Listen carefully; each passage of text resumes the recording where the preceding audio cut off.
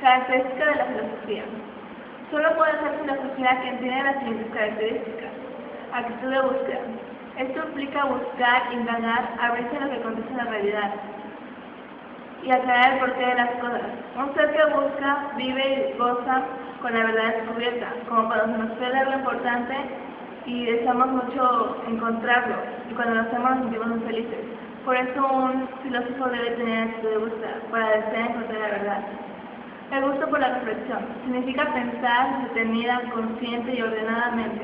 Este gusto por la reflexión implica buscar espacios y tiempos de soledad para penetrar el ser y la razón del ser de las cosas. Aquel que es incapaz de concentrarse es imposible que pueda hacer filosofía. Solo en la quietud y en la paz interior es posible hacer florecer las ideas. El pensamiento lógico. Para hacer filosofía es fundamental que la mente esté apegada a la realidad y que el fruto de este contacto sea expresado de modo ordenado y coherente. Se puede decir muchas cosas bellas, pero si están fuera de la realidad solo será pura fantasía y nunca filosofía. Capacidad de asombro. Si no puedes maravillarte, sorprenderte y recrearte con lo que acontece en tu entorno, no puedes hacer filosofía. Si el orden del universo, si la belleza de la naturaleza, si los acontecimientos diarios no te dicen nada o perteneces a diferente a ellos, estás muy lejos de ser filósofo. Espíritu de humildad. Quien cree saberlo todo no es filósofo, solo es un soberbio intelectual. Ante la verdad solo nos queda rendirnos. Reconoce y vivir de acuerdo a la realidad es lo que genera salud, bienestar y paz. Espíritu de sospecha. Es una actitud natural, pero que puede convertirse en metodológica y que conduce a no conformarse con lo que se sabe y a no aceptar las cosas como algo obvio o evidente. La filosofía no puede adoptar una postura cómoda, en donde acepte todas las causas sin cuestionarlas. Saber preguntarse. No cualquier pregunta filosófica es lo mismo. No es lo mismo preguntarse ¿qué voy a comer mañana? Que preguntarse ¿por qué no puedo ser y no ser al mismo tiempo? ¿Por qué no sé que me voy a morir y en el fondo no quiero morirme? La clave de ser filósofo está en tiempo de preguntas. De la filosofía en cuanto a ciencia, es racional, significa que usa la razón, hace a un lado la fe y su mito. Su método es la racionalidad empírica, es decir, la razón entra en contacto con la realidad y a partir de ellas nacen sus conclusiones. Les ofrece una visión total, todo lo que encuentra lo va interconectando con sus causas y mira en su conjunto. Es un saber explicativo, es un saber para todos, aunque a veces utilicen conceptos técnicos tanto por la misma necesidad de la expresión de las ideas. La importancia de la filosofía en la vida cotidiana. Muchas veces en la vida cotidiana aplicamos filosofía y muchas veces no nos damos cuenta. Por ejemplo, en tu persona, tus ideas son el reflejo de tu propia filosofía. Si una persona dice, yo hago el bien para que me vaya bien, se está reflejando una filosofía de bondad. Pero si otra persona dice, yo hago lo que me plazca, es una filosofía de libertad. La filosofía, en este sentido, es un conjunto de convicciones que rigen y guían tu comportamiento. El que no tiene una filosofía es una marioneta. También en las empresas se da lo mismo. Todas las empresas tienen una visión, una misión y una filosofía. Un ejemplo de filosofía empresarial es la siguiente, sería como decir, el cliente siempre tiene la razón, o el cliente lo que pida. En esta filosofía tiene un sentido de dirección y ofrece el respaldo seguro de políticas empresariales. Igualmente pasa con los grupos sociales. Muchos grupos sociales se juntan porque se sienten con sus mismas ideas filosóficas, se mueven y se comprenden según ciertas ideas. Al entender su filosofía, se comprende su comportamiento. Método de estudio y métodos de la filosofía. La filosofía intenta descubrir la verdad en toda la realidad. Los filósofos han orientado su reflexión en torno a tres temas fundamentales: la naturaleza, la sociedad y el hombre. Existen diversos métodos para hacer filosofía. Entre ellos, podemos distinguir los siguientes. Método socrático. El núcleo de este modelo es el diálogo que puede ser con uno mismo o con los demás. A este método se le conoce como mayéutica y fue creado por Sócrates. Método cartesiano. Fue creado por el filósofo René Descartes y tiene diferentes características. Entre ellas están: si quieres filosofar, duda. Si quieres saberlo, analiza. Si has analizado, entonces reconstruye sintetizando. Pero si aún tienes dudas, recapitula, es decir, vuélvelo a hacer. En pocas palabras, un filósofo siempre duda, analiza, reconstruye y recapitula para reconocer la verdad. Método fenomenológico, creado por el filósofo Edmundo Husserl, tiene dos pasos fundamentales. Primer paso, presenciar el fenómeno en la conciencia. Esto es no hacerle caso a las ideas, sino a los hechos que hay en nuestra conciencia. Segundo paso, una vez que el hecho está en la conciencia, hay que purificarlo de todo prejuicio. Método hermenéutico. Creado por Leigh Marcher y William Dilthey, la hermenéutica se encarga de encontrar el verdadero sentido de las palabras, de algunas palabras. Método dialéctico. Según ellos, el autor de este método, como seres humanos, solo cobramos conciencia o se amplía nuestro conocimiento cuando estamos frente a algo que no somos nosotros. Un ejemplo sería que cobramos conciencia de la salud solamente cuando estamos enfermos. En otras palabras, el yo solo se conoce a la profundidad ante un no yo. El conocimiento solo crece frente al otro, que no soy yo. Disciplinas filosóficas, su objeto de estudio y relación con áreas de la cultura. En la ontología, básicamente la ontología se refiere al estudio de lo existente y busca determinar qué tipo de entidades constituyen la realidad. Por su tarea radica en descubrir las formas de existencia, sus características, sus relaciones y aquellas clases que pertenecen. La gnoseología, esta disciplina se encarga de proporcionarnos los criterios por medio de los cuales podemos percibir lo que se puede conocer y de lo que no se puede conocer, mostrándonos posiblemente la fecha y conocimientos actuales de lo que sí existe.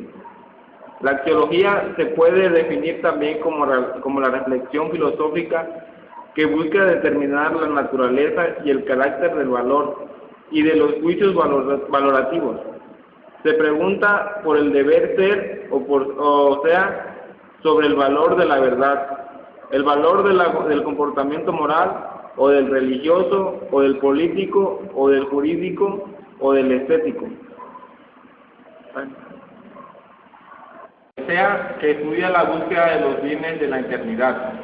La axiología, que estudia el conocimiento de los valores como totalidad. La antropología filosófica, que estudia al hombre en su integridad, se interesa por la constitución esencial del ser humano.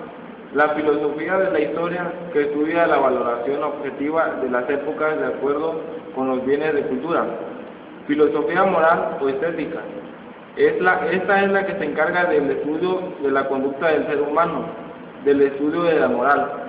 La filosofía de la ciencia tiene como objetivo analizar la ciencia en cuanto a sus adelantos, resultados, descubrimientos, para buscar sobre todo y verificar las cuestiones del método.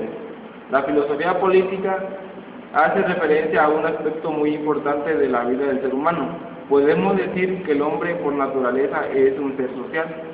La filosofía de la cultura se conoce como el nombre de la filosofía de la cultura, aquella que pertenece a explicar al fenómeno de la cultura, investigando cuáles son sus causas, las normas de transformación, las condiciones de su creación y sus adelantos ante la ciencia. El pensamiento filosófico de la cultura mesoamericana. El pensamiento náhuatl. Los náhuatl tenían una visión dual del universo, de la divinidad y de la vida. Uno de los grandes escritores de la filosofía náhuatl es el padre Sahún, el historiador Miguel León Portilla. Gracias a las investigaciones del padre Sahún es como podemos conocer el énfasis del náhuatl, que tenían en la cultura, la poesía, la educación y todo lo que se refiere a la formación de los hombres y de las mujeres. Por lo que respecta a la educación, los náhuatl tenían lugares especiales como los Salmacat, lugar donde habitaban los sacerdotes y eran quienes tenían a su cargo la educación de los jóvenes, los cuales debían ser instruidos a las doctrinas de Toltequidad y eran clamatine, es decir, el hombre que sabe, el que se encargaba de la educación de los masehuales, hombres.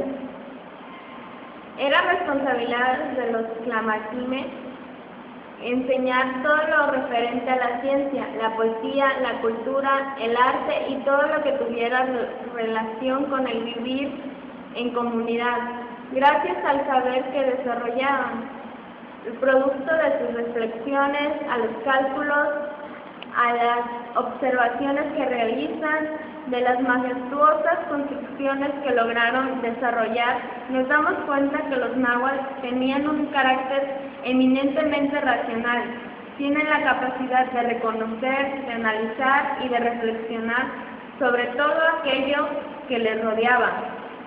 Filosofía maya.